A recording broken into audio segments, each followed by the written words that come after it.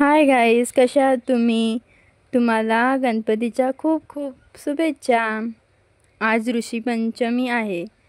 त्यानिमित्ताने या सर्व 21 भाज्या, गावठी रानभाज्या आहेत या सर्व, त्या आपण बनवणार आहोत.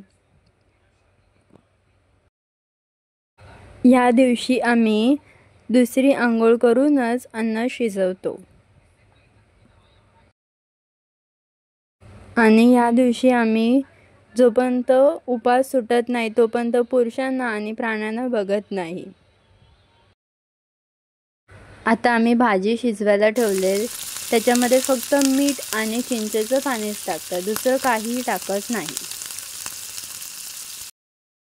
आता आपण लाल चटणीच्या पिठाचं उकळी घेत आहोत.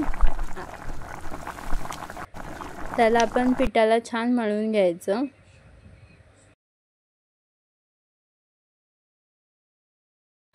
आता आपण उकळ घेऊन पीठ छान मळून घ्यायचं आहे अशा प्रकारे,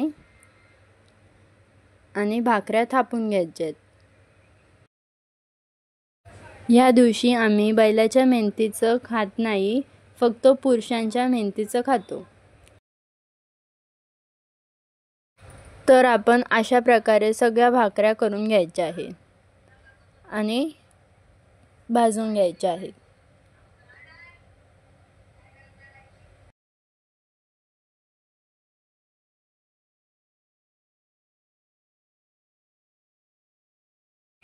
तुमच्या इथे कशा प्रकारे ऋषीचा उपवास केला जातो आम्हाला नक्की कमेंट करून सांगा. या सर्व भाकऱ्या झाल्या आहेत. ही बघा आमची ऋषी मांडलेली आहे आम्ही. तुम्हाला आवडला असेल तर लाईक करा, शेअर करा, सबस्क्राईब करा.